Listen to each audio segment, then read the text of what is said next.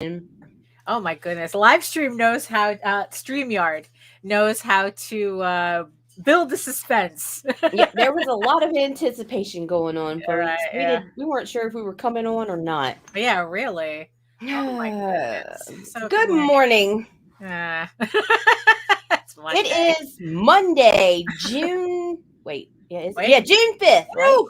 Oh, God, I wanted, I wanted to make it July for a second, but that's no.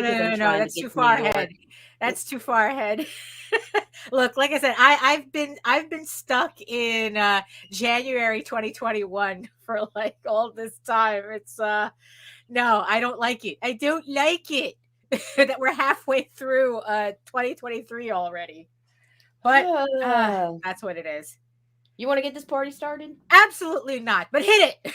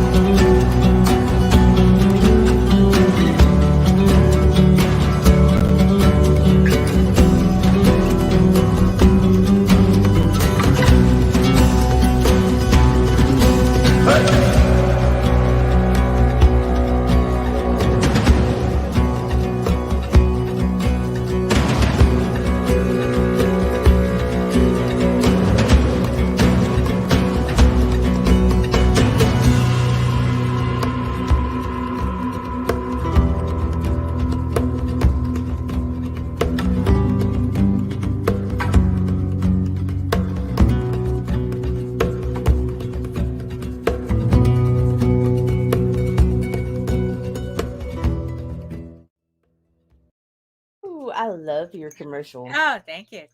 I'm leaving this card up for just a second because I coughed and my girls are not taped to the bra. So no, I'm gonna make sure we don't give anybody some extra today. Oh no! All right, good morning. Yeah, but you kind of got that mesh thing going, so it's kind of like and that mesh is just the right size for somebody to say good morning. It's like automatic censor bars, kind of, like the mosaic or something. So I think we're good. We're good. So good morning. Good morning, everyone, to another edition of the Ragin to the Vlogs show. Welcome. Who's joining us in the chat today? So far, we've got Efrain and John Celestri, who wants to remind everybody his Kickstarter is now live, and that is Fire Fist Angel Book 1. Oh, good there morning, you Vestinia. Go. Good morning. Haven't seen Vest in a while, but she's been busy. She's been very, very busy, like the rest of us. So I don't know why I get surprised when people kind of like go quiet for a bit. Because like, look, I was practically hiding under my desk too for a bit. So. I missed you. And Allie's here. Good morning, Allison. Yes, thinking of you this morning. I actually fired up Clip Studio Paint today, and I think I finally figured out how to open up a new document. Woo! I finally got over that hump. So definitely going to need more help for it later. But okay, so before Efrain rings the bell to remind me to get introductions going, hello, everyone. My name is Daphne Lage, and I'm a cartoonist, illustrator, and comic book artist from New York. I have been self-publishing since 1992, self-publishing comics since 1992, and you know what that means. You don't understand. I ain't scared of you motherfuckers. And I am known for the furry fantasy adventure Tall Tales, which is on Kickstarter right now as we speak, with its first full color one-shot, Tall Tales or So I Thought. I'd like to thank the 60 backers who have supported the campaign so far, raising $1,593, getting me past over my goal, and we still have 25 days to go. So thank you so much for everybody who's backed the campaign so far. And I am also known for my mature audience's slice of life medieval fantasy, Eagle Raven, Heir of the First Unicorn, which returns to Kickstarter with issue 7. Coming summer 2023, very soon, a lot sooner than expected, but we're all good. We're all good. But yes, coming back to Kickstarter. And this is the issue where all hell actually breaks loose for our wayward unicorn princess. So make sure you keep an eye out for that. You can read both my comics online at Tall Tales, TAILS online.com, and egoworks.com, EGOWORKS. And you can check out all my videos on how I make my comics here on YouTube at my channel at Daphne Lage, LAGE Art, which also simulcasts through the Indie Comics Network. And to tell you more about that, here's Nita. My name is Nita Lanning. I am the producer of IndieComicsNetwork.com, which is a YouTube channel that has shows and stuff about, guess what? Indie comics. Really? We try. We try. Yes, we do. We do. Yes, we do. Yay!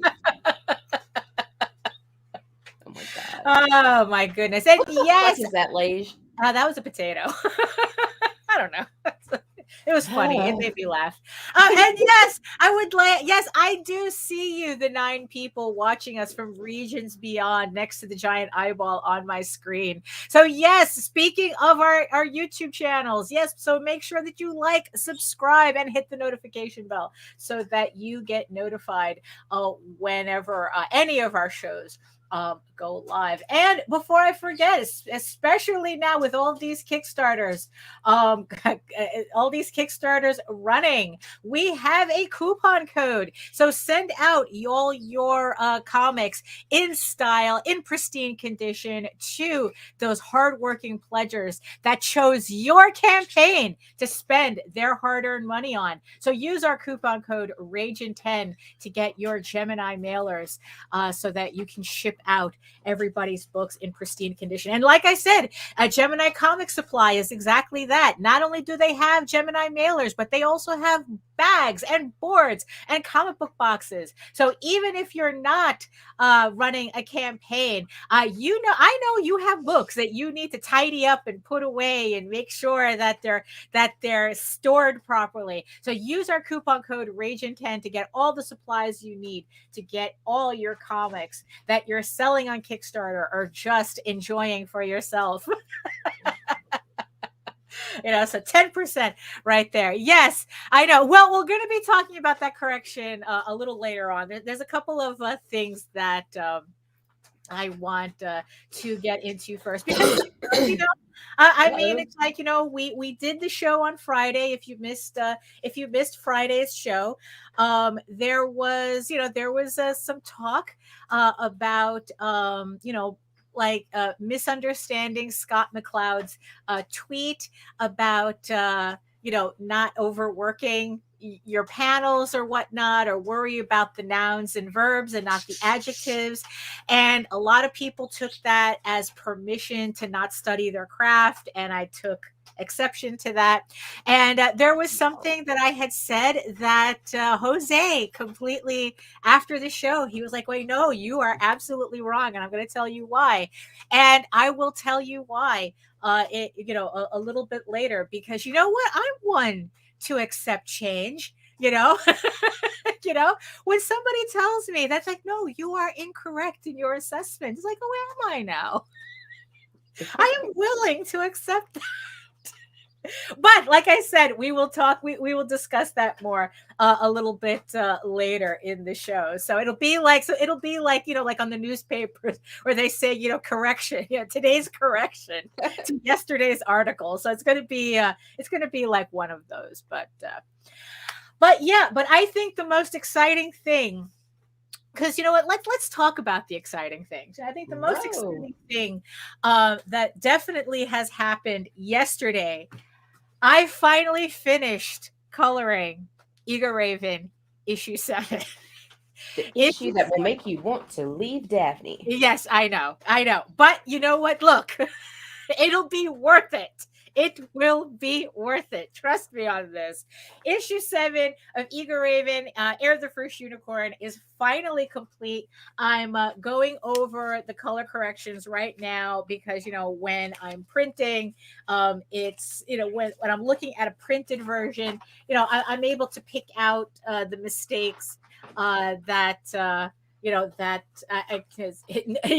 the Jose said, no, this one he actually explained. But so this is completely done. The problem is that I can't flip through it.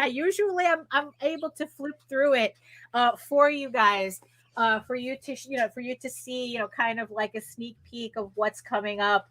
But this particular issue, I can't really do that too. There's a lot going on in this issue, and we finally kind of got into heavy spoiler territory. So at least you get to enjoy those two little pages that I showed off, but that's kind of the extent of it. I am absolutely thrilled. I am giddy and exhausted at the same time. And just the fact it's issue 7, it's a milestone for me. Issue 7 marks the last issue that I had laid out years ago. I think it was back in probably before 2017, I think. And it's and I had the issues laid out until issue 7, and this is literally the last issue. Everything after this is brand spanking new. It's I have to think about it now. The layouts that I did, the layouts are done for issue 8, so that's next for me to start working on. But that's going to be issue 8 is going to mark the first issue that's technically really contemporary. Everything I've done from scratch, starting from a couple of months ago. So it's just weird finally getting to this point and being able to move on in the story where technically I last left off all those years ago.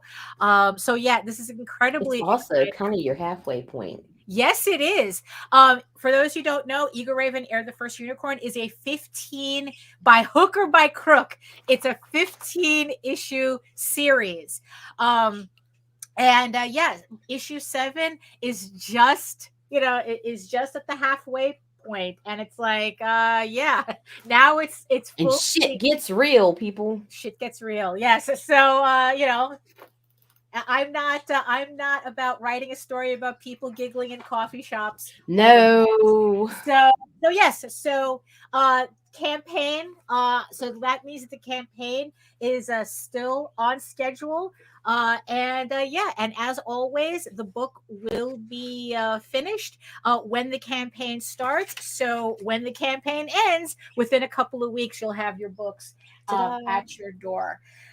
So yeah, because again, Hill, I will always die on. Have your books finished before you start a campaign.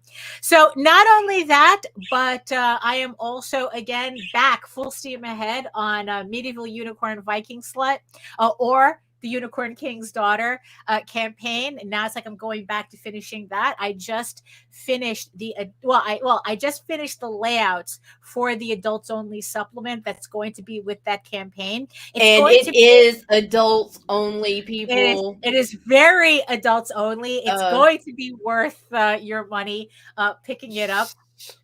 If you're into that, of course. And yeah, this is going to be my first fully digital experiment.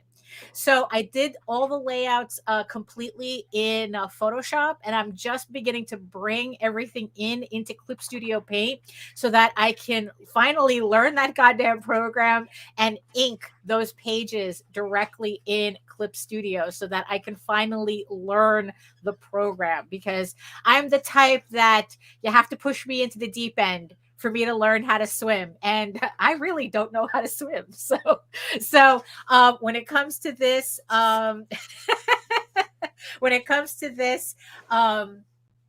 pretty much yeah, it's like I'm diving into the deep end to Clip Studio, and yeah, I will be inking this book in Clip Studio, and then yeah, like I said, it's going to be my first fully digital comic, so I'm hoping, I'm pretty sure the experiment will work out so that I can take what I learn and use it on future issues as don't tempt me, Patrick, don't tempt me.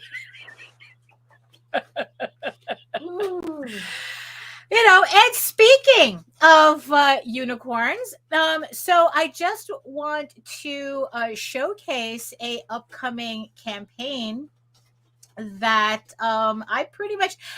we knew, for those of you who have been watching these vlogs for a while back, that we interviewed Krista Crawford of Wolf and I, that she did, she was doing her comic at the time, Wolf and I, and she decided to move into prose writing again. That's what she started off doing, did Wolf and I as a comic, and then now she's coming back into prose writing. She already did a couple of books out, Clan of the Mist, and now she's putting out, and I think like in late September, she's going to be launching a campaign for her latest book, Sky of Thorns, which is a 3-volume book series. The link is in the show notes. Everything that I've mentioned so far, Tall Tales.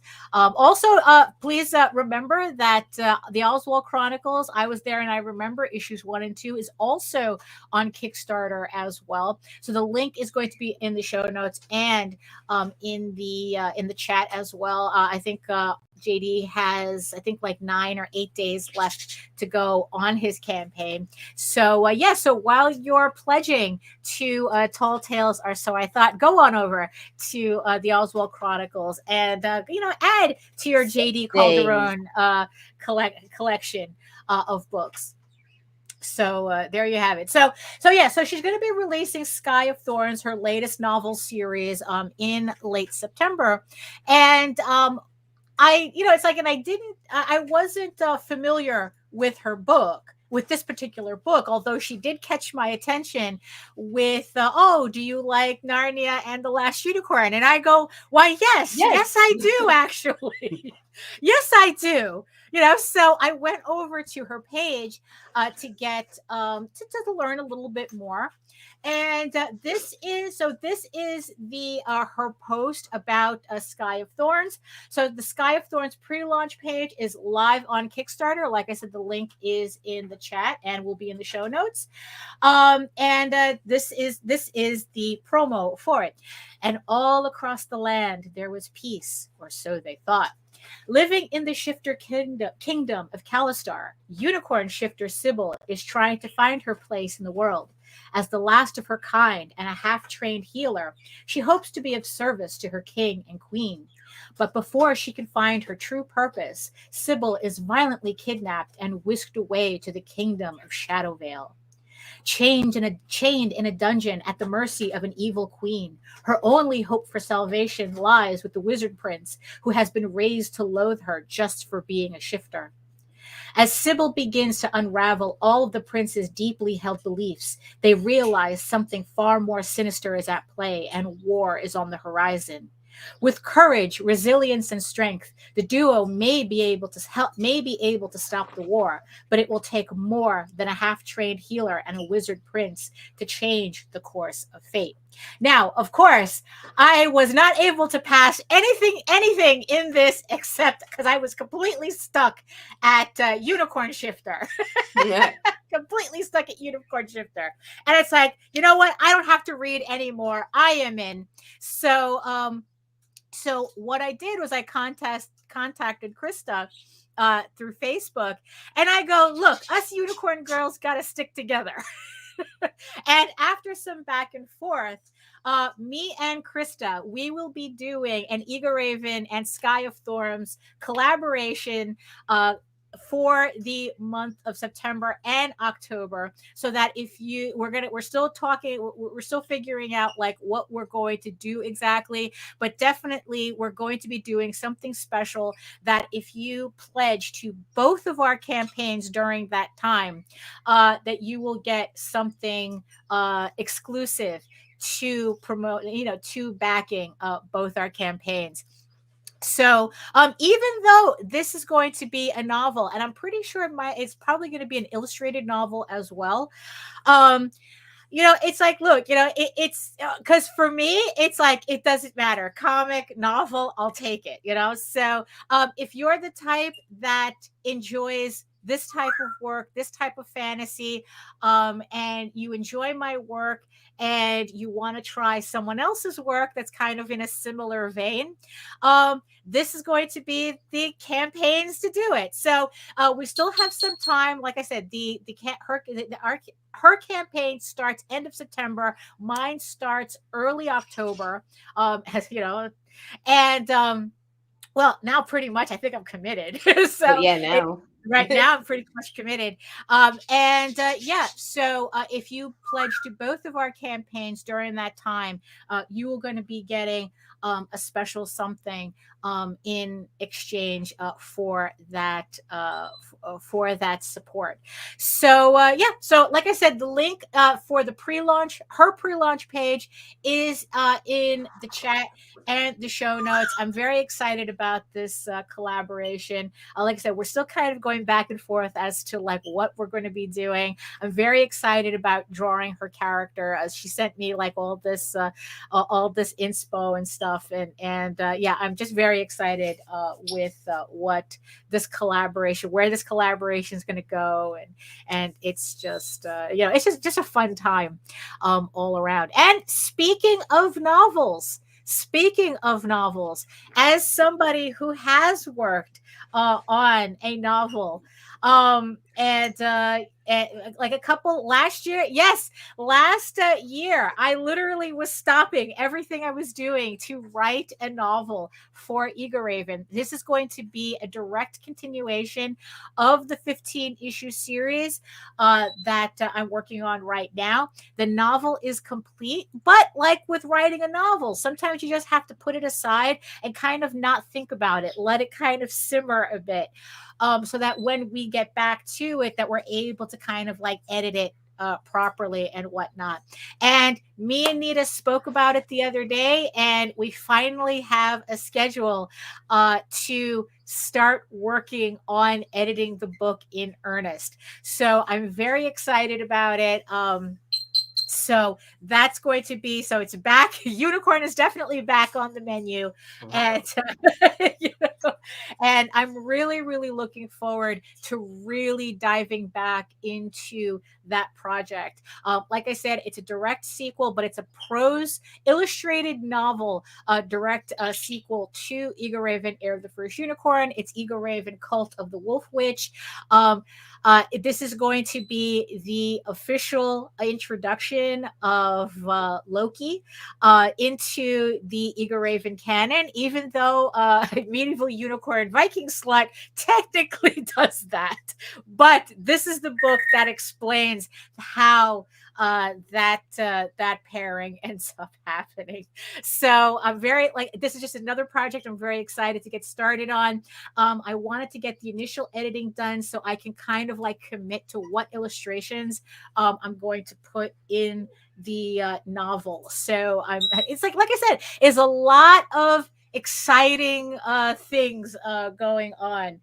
It just feels like everything's coming together. And yeah, and it's just, I don't know. I'm excited. I'm excited. So much going on. It really is. It really is. I mean, Nita, I didn't even ask you. Look at me being all selfish. All selfish. What? What's going on with you? What's been happening the past couple of days? What's work. Oh, okay. Just work. I've been knocking out some edits, trying to get caught up so that I can reread the book this weekend. That is my goal. Like if I feel like if I can get everything scheduled to where I have the time to sit down and read the book through without long breaks, because I mean, like with everything that's going on over the past couple of months, it was like I read a chapter, then 3 weeks later read another one, then read 4, then went to the hospital, and then like it was just like it was so broken. So I want to be able to go through and get a better feel again. Vibe is definitely there though, ladies. Oh, thank you. That's because it's like I told Nita that what I need first is a vibe check on the novel, and then we're going to start getting into kind of like, because I know like my grammar tics that I have. I usually have a problem with getting my tenses, keeping my tenses consistent. That's kind of that, and maybe run-on sentences. I have a habit of probably using too many commas when I really should be breaking up sentences. So, so that's kind of what we're going to be looking for. Patrick. Yeah, it's like it's almost like a 300-page book. Why? What did Patrick say? Oh, well, it's like, look, it's like as somebody, especially at my age, although probably at any age now, it's kind of hard for me to like concentrate on anything that's kind of long term. So I understand what she means. It's like either I read a book in a really, really good stretch, or I end up like kind of like skipping too much time in between, and then I forget details, and then I have to go back and reread it anyway. Right. There's a couple of books over here that I'm still in the process of reading, and it's one of them I'm almost finished with. I mean, the details, it is kind of like a simple enough story that I didn't have to worry too much about forgetting details. But another book that I'm reading, I literally have to go back and start all over again because I don't remember enough of it in order to continue the rest of the book and kind of like keep in mind what's going on. So I completely understand that. And in this case too, we want to make sure that everything is fresh in our heads so that we can kind of like discuss the book correctly, and kind of like, and not go like, oh wait, I don't remember that, and like say I have to go back, it's like, so that way we still have it fresh and we're able to edit it correctly. And then I can go, and then once Nita's done with it, then I can go into the danger zone and hand it off to Jose to get that vibe check done. Yeah. To get his input on it. So yeah, so we need to just have everything fresh in our heads for that, even if there's something that's like not even 300, like just under 300 pages. And that's why I ran the trailer for it this morning. Yes, it's like it's definitely everybody's rocking and rolling. So another thing that I wanted to bring up. So yesterday, Jose had, JD had his show, Talking Comics on a Sunday. And if you missed it, it is in the playlists on the channel, on both our channel and JD Calderon's channel as well. You can watch it. You can watch it on either channel. Make sure you subscribe to both, though. And it just, what they were talking about was just coinciding with something that I had seen on Twitter. Again, it's like I like following Tyler Carpenter's Twitter feed because I get a lot of marketing advice from his feed that I try to incorporate into what I'm doing, because it's like, marketing is what we do. And any new / ideas that I've missed are always welcome because, getting brand new eyeballs on our stuff is hard enough as is. And anything that can kind of like smooth the path up a bit is always welcome. So this was the post that I saw the other day where he goes, dear creators, a lot of you are working really hard but not getting the results that you want. The problem is you're not working smart. Making comics is one thing. And remember, according to what I've read from Tyler, your comic is your product, but your content is your social media and your marketing presence. Who are you aiming your content to? Your book is your book. Your comic is your comic. But when it comes to marketing, you have to make sure that your content is aiming at the right people you want to eventually convert into buying your comic. So making comics is one thing, selling comics is another, and so marketing and so is marketing and building an audience. So these are two books that he suggested. One is called The 1 Hour Content Plan, and the other one is called The 1 Page Marketing Plan. I just bought these two books off of Amazon. I bought them for the Kindle, so both of these books cost me $7 to buy. So I'm going to hold on. Let's see. Will the share allow me to show the books? Let me see. So yeah. Okay. So yeah, here we go. So here's the 1 hour content plan. Right. And the next one is the 1 page marketing plan. And he also says, dear creators, please make acquiring and retaining an audience a priority. Otherwise, you are going to get left behind. And he says, I've had 6 creators in the last 48 hours ask me how they can be better marketers. And he says, start with these books at least to point you in the right direction. So that's what I did. Like I said, it cost me $7 to get both of these books on Amazon for the Kindle. So I'm going to be doing that because, and the reason why I bring that up is that now, mind you, remember, no book that's ever that talks about this stuff is going to give you a clear-cut path to what you need to do to get more eyes on your book. Everything has to be tailored to what you need to do, to what you're doing, what your situation is, and you have to adjust accordingly.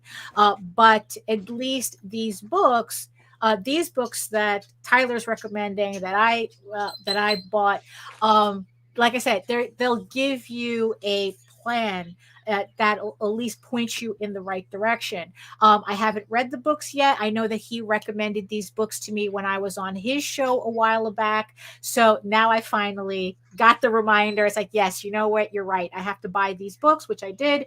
So I will, go through these books, and I will kind of like give everybody an update as to how that's working out. Like, what is it that I'm learning from these books and whatnot. So back to Jose's show last night.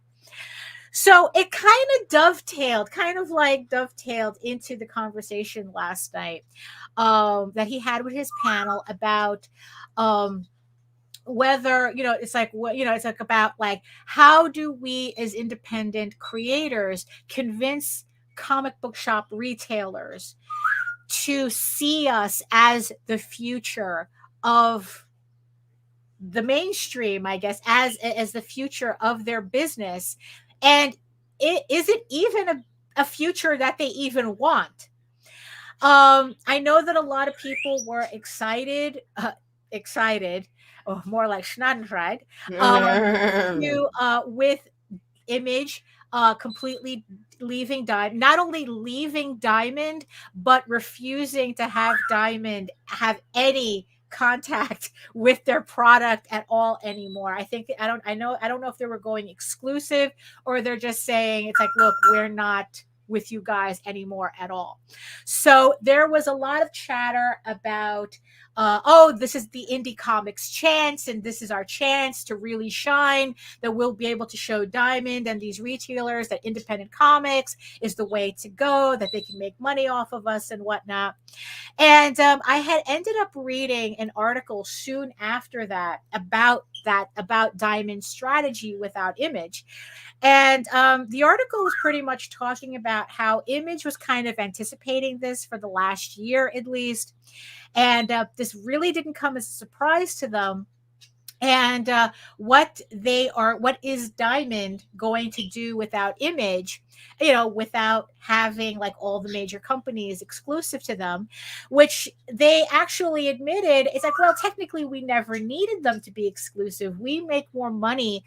We make a bigger profit being a secondary distributor to them than being a primary distributor to them.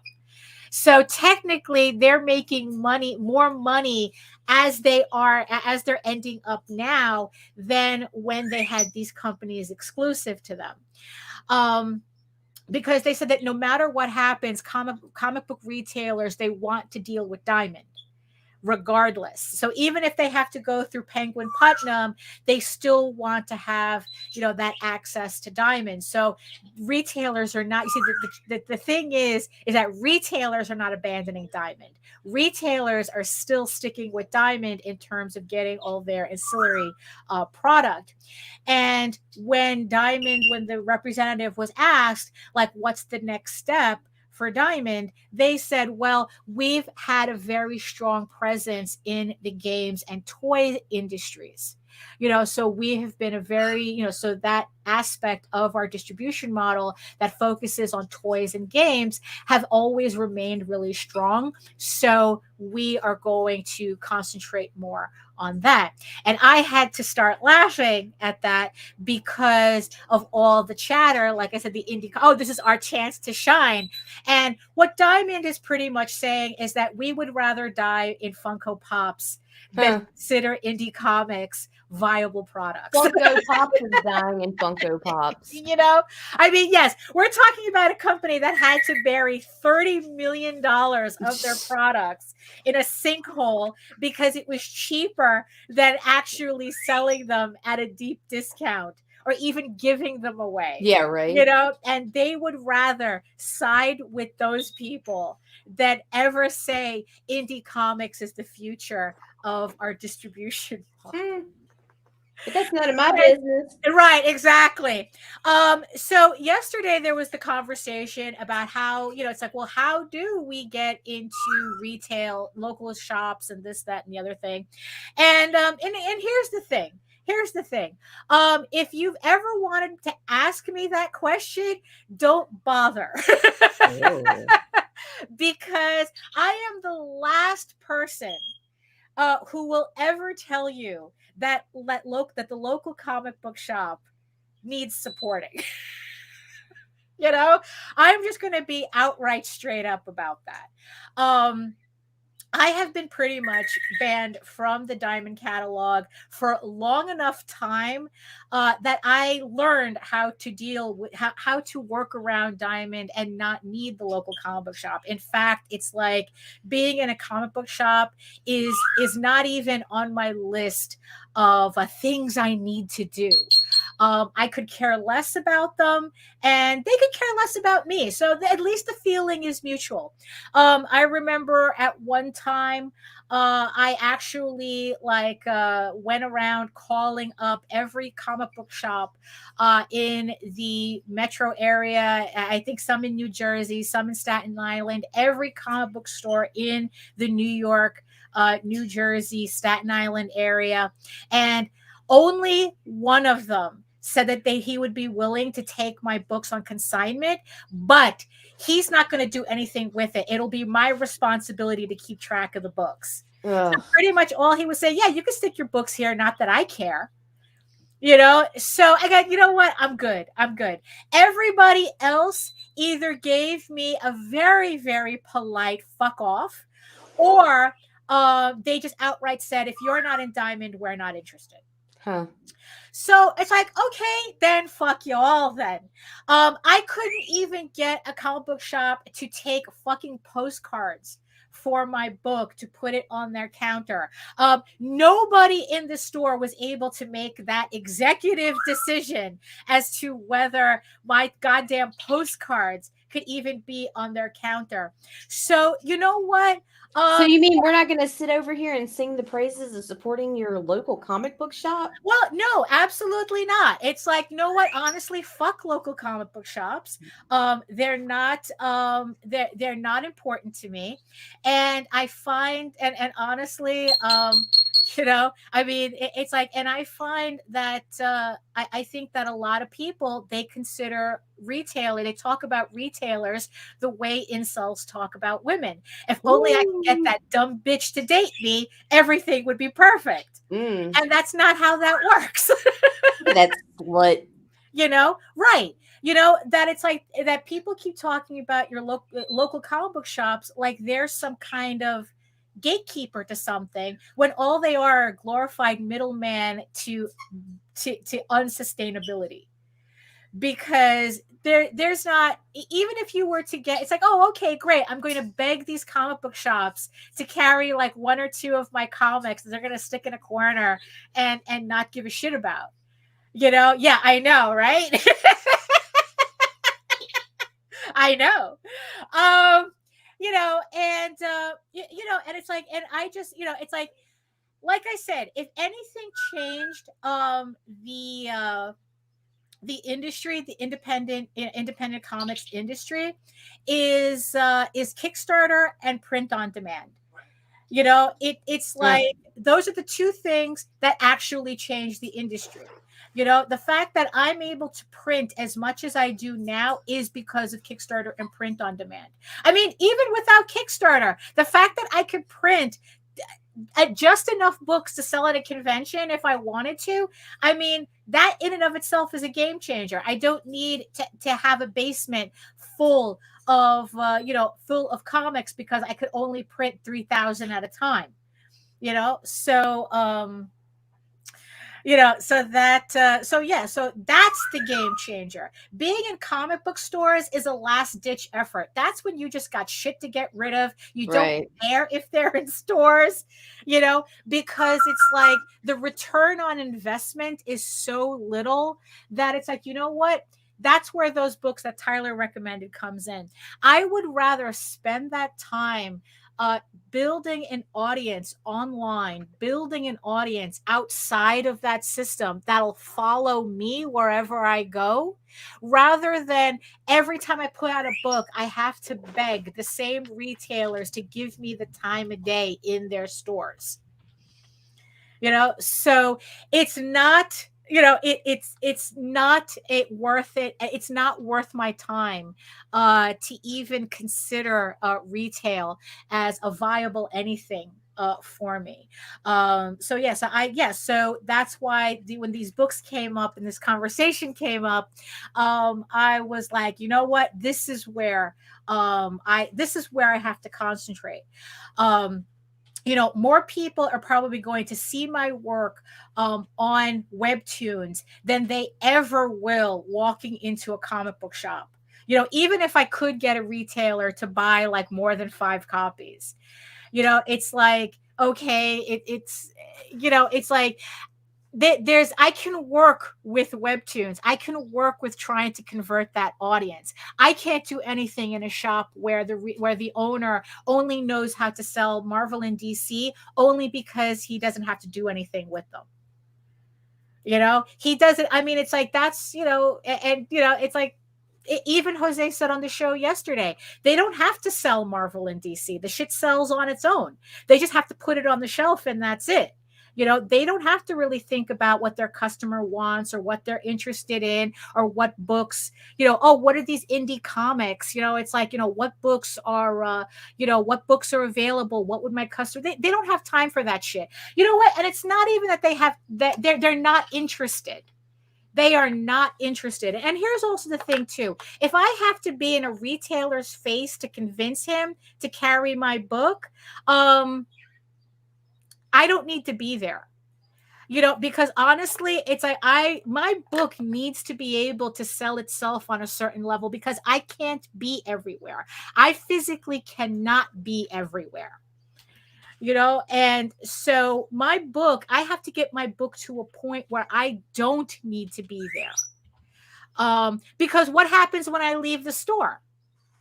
So it's like, okay, I'm in this retailer's face and he buys 5 copies.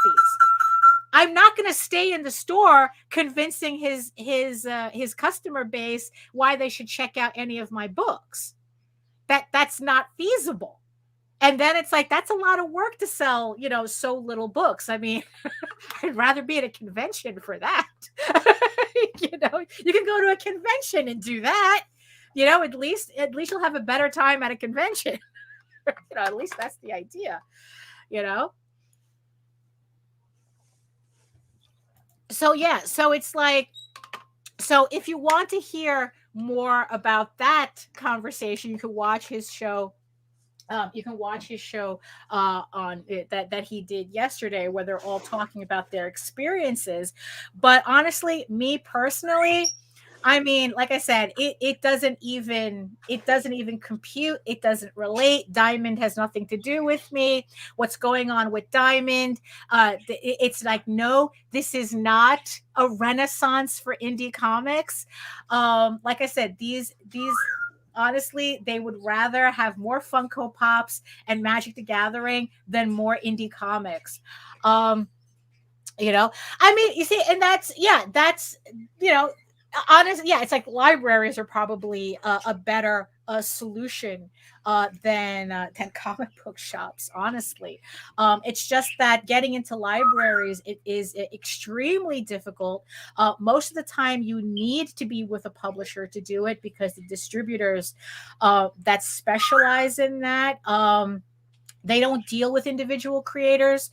So I'm not familiar with that part of the process. So make sure you do your research on it. It's not about going into your local library and saying, here's, I have these comics. Can you, do you want them in your library? Most of the time they have to go through very specific distributors to get in on the shelves, so that's how I felt about the show yesterday. And remember, you know what, Nita, hit that disclaimer. No, Lage.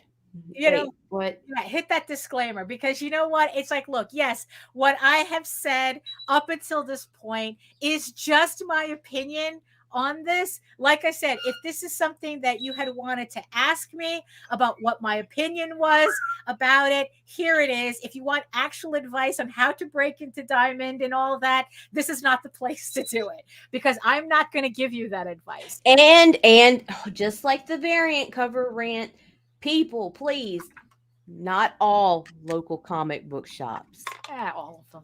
Fuck it. No, because we actually have one guy out here, which is really odd because we only have two really local, and there's several a little further south, but he is definitely in support of like Right. local artists, indie comics, and his shop does have a significant number, Right. Okay. but one.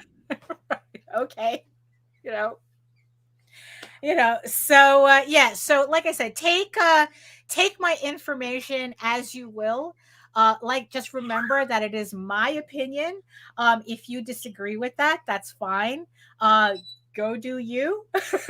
I'm going to instead be reading these two books that Tyler recommended, and I'm going to be working a little bit harder on building my online audience presence, rather than worrying about that side of the industry that has nothing to do with me. So yeah.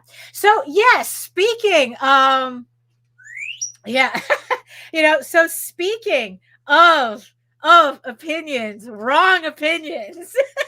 Speaking of wrong opinions, so yes, so this is where we come to the correction, the correction page, the correction all the way at the bottom of the newspaper. So yeah, so on Friday I had made the comment about, if you are not going to work on your craft as an artist, then you better work on your craft as a writer, because I had said something to the effect of how, if you're, that good writing, good writing will save bad art. And remember, there is a difference between art that is an aesthetic style that you do not like, or do not favor, and there is a difference between there's a difference between that and absolutely inept artwork. Okay, now let's remember that. That you can hate an aesthetic, but there is always artwork that you can tell that was done by an amateur, that they still need to work on their foundational work. It's so not ready for prime time. They don't even have a style yet. It's like, that's kind of, so yeah, so remember, that's the difference that I'm talking about. I'm not talking about, like, if say you don't like Frank Miller's current work, that's an aesthetic dislike, but it's not a foundational dislike. Frank Miller is the last thing anyone can call Frank Miller is inept. So that's not what I'm talking about. So I had said that that good writing will at least save bad artwork. And after I got off the air, JD Jose was incredibly adamant that I was absolutely wrong about that assessment. And as someone who does read significantly more comics than I do, he explained it to me. The only way good writing can overcompensate for really bad artwork is if your name is Neil Gaiman. Unless your name is Alan Moore. Unless your name already is recognized as a good writer, that no matter what, he will power through heinous artwork, just to read the book, because the writer means something. If you are a nobody, you do not have this luxury. So the correction is that good writing will not save bad art. In fact, bad art will actually destroy good writing. So even if you consider yourself an incredible writer, please be very careful with whose artwork you associate with, I guess. Is the is the correction here, because like Jose said, unless he already knows your artwork, I mean, unless he already knows your writing, if you pair yourself with really bad artwork, he will never read your work. Maybe he'll power through a couple of pages, but really, really bad artwork will actively discourage people from reading your work. And think about it. And even I had to sit back and think about it, because it's like I wanted to give the writer a lot more credit, but I mean, I really had to sit back and think about it. It's like, yeah, there have been comics that I don't read because the artwork is such a put off that, you know what? It's like, this is a comic book medium. This is a visual medium. So, both things have to work in conjunction with each other. And if you kind of don't work in one segment, the other is not going to work either. So it's like, yeah, so I could think of several books that I couldn't read because the artwork was such a put off. And I'm talking about, this is all like mainstream stuff that I'm thinking about. It's like, going through, which is why I also, another reason why I don't like comic book shops, because I never liked the Marshalls aspect of it. Marshalls, the discount clothing store, where it's like nothing is ever organized. You just have to kind of like pick through things to find the things that you like. And I never really liked that. I never liked the fact that, I mean, it's like I've always lamented how comic book shops were never organized like a bookstore, like according to genre, according to like it's, according to interest. Instead, it's like, well, you kind of got to know what the company is releasing already. And it's like, so when I have to kind of like pick through books, the artwork's the first thing I see. So if the artwork is a put off, it could be something that could push all my buttons, but it's like if that artwork is a put off, you've lost half the battle right there. So yeah. So and like there was one particular book that he read, beautiful Terry Dodson work in it. And Jose said that he picked up the book because of Terry Dodson. I mean, I would have picked up the book because of Terry Dodson. And he said it was the absolute stupidest story he has ever read. And he's read a lot of books. And mind you, I sometimes, poke Jose about how forgiving he is with a lot of media. So for him to outright say this is the stupidest shit I've ever read, that's saying a lot. Because like I said, he's very forgiving. I think, in a lot of places where I think they don't deserve it, but that's just the way he is, because he always talks about how, because I could always get something out of it. It's kind of like when we talk about the Star Wars prequels, so he said that but he said he doesn't completely mind having the book because at least he has Terry Dodson's artwork to look at, right? The only reason he collects Sandman, well, certain issues of he has them in his collection, was because Neil Gaiman, he hates the artist, this particular artist in a lot of Neil Gaiman's Sandman work, but he keeps it because of Neil Gaiman. There is not one book in his collection that he keeps because it's a really good read, but he hates the artwork. So yes, so that is my so yes, I was wrong, or at least I'm willing to be wrong on this. When I said on Friday that good writing can save bad artwork, the correction is the answer is no. It will not, because Nita, I mean, do you have a book that you absolutely hate the artwork for, but you keep it because it's a good read? No. Right. Absolutely not. Yeah. But I do have a couple books with missed stories and really good artwork. Yeah, but it's the good artwork that you can still kind of latch on to. I mean, I have a bunch of books here that I've never read, never bothered reading, but I keep it for the artwork. You know, it's like, and there's absolutely nothing about the writing that makes me think I'm missing anything. like, you know, I'll read a couple of pages or whatnot. It's like, oh yeah, that's why I don't read it.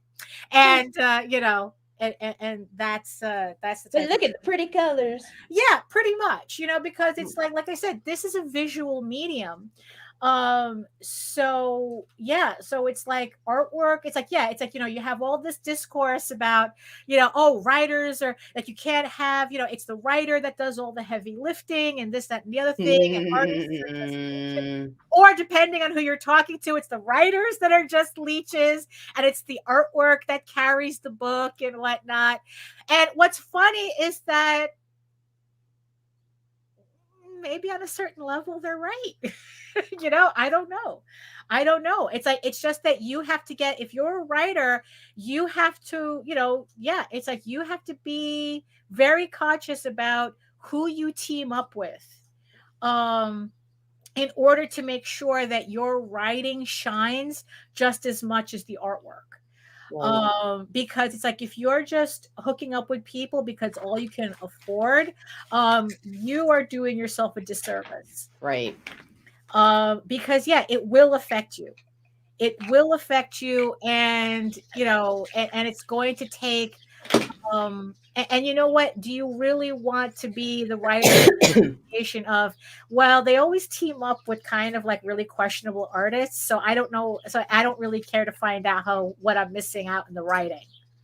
You know, it's like you want people to want to be excited with your work.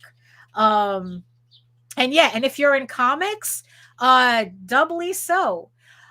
Because, you know, also another thing that Jose said, that it's like, look, you know, it's like, if you think you're that good of a writer and you don't need good artwork to carry your book, go write prose.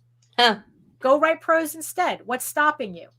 You know, it's like, you know, all these writers are saying, oh, I can't afford an artist and this, that, and the other thing. And Jose's like going, then go write a book. What do you need to be in comics for if, you know, if the artwork is kind of getting in the way of what you want, of the story you want to tell? Go write prose. You know, so yeah, I mean, the whole to an extent, but I will disagree only because there are books that the art has been so bad that I couldn't suffer the story, so I got rid of them. But there's never been a book that was poorly written that I appreciated the art that I threw away. Right. But I'm a cunt like that, so. Well, because there's a similar thing that happened. Artists, right? Of course they do. Of course, you know. But I think that in something like comics, you have to really mesh.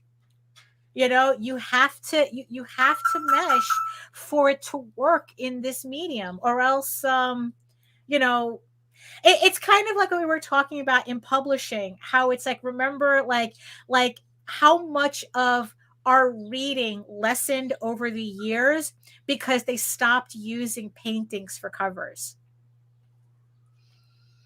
You know, it's like, you know, like, I'm pretty sure, you know, like, I remember a conversation with Mercedes Lackey. I forgot the name of the artist. It was Joyce something who did her covers. And the publisher constantly insisted to the artist, you have to keep, it's like, you know, I guess she wanted to do like a different layout where there were no horses on the cover, because that was like kind of the series that Mercedes Lackey was doing. And the publisher says, don't you fucking dare. It's like, we need the horses on the cover because that's what gets the books into readers' hands, and then they'll enjoy the story. You know, so it was like that, like the covers themselves was part of the marketing for fantasy novels.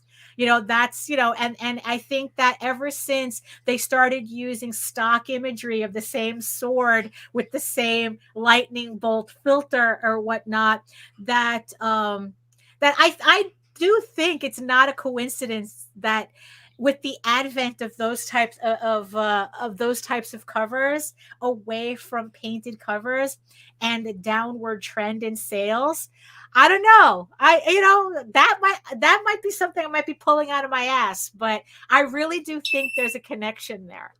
I do want to acknowledge what Jody said here. Right. He said, question, is this why more of the well-known creators tend to be one-man armies? Okay, here's the thing. Dude, I don't know any creator that's a one-man army. No, that's not true. in mainstream. In mainstream, you got the big label and a whole corporation behind you. Yeah. You've got your marketing teams, etc. And when it comes to indies, the well-knowns, they have cult followings. Yeah.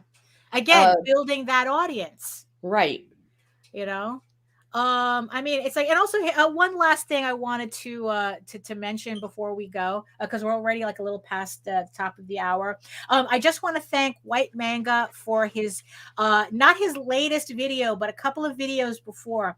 He talked about how he was able to do like 150 pages in like 150 pages in like a month or something. And the first thing out of his mouth when I clicked on the link is he thanked his assistants.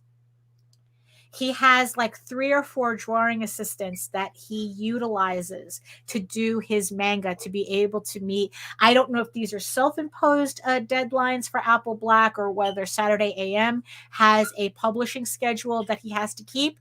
But yeah, he could just as easily have pretended that he does the book by himself, but no, he outright said he has a team of people working for him, he does pretty much the layouts and the main characters, and then his assistants, they ink in the backgrounds, they fill in the detail and whatnot, and that's how he's able to do that much work and keep it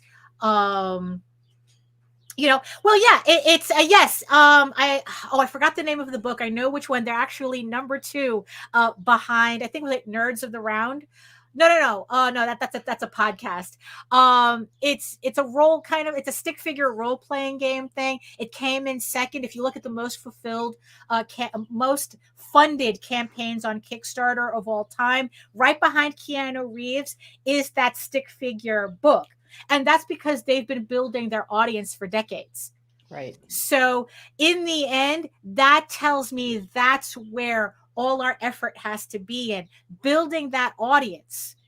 So it's like, so that everything else kind of like falls into place. But, it requires order of the stick. That's it. Yeah.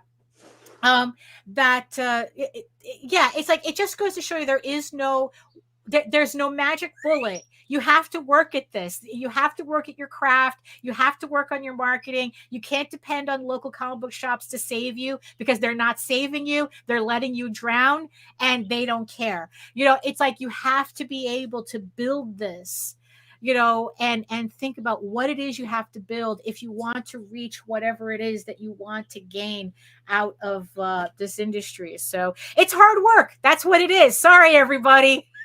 There's nothing more to say, is that you have to bust your ass to make this work, and there's no way around it. So sorry, not sorry. So here we are, a little past the top of the hour. So Nita, you have any final thoughts about any of this? It's kind of, I have to, maybe I should apologize a little bit for being a little cranky, but I'm having the post-finished comic downturn, so I got to get back to I got to get back to back on track with my work, so that maybe be less crabby later. But you have any final thoughts about this, Nita?